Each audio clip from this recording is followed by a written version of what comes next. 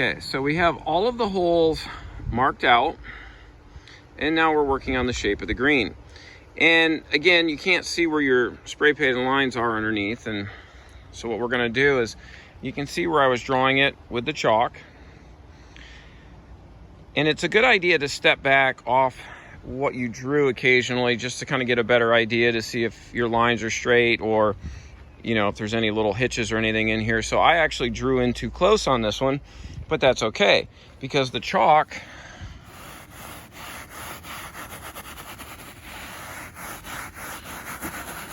just disappears or is faint, and I can follow my line.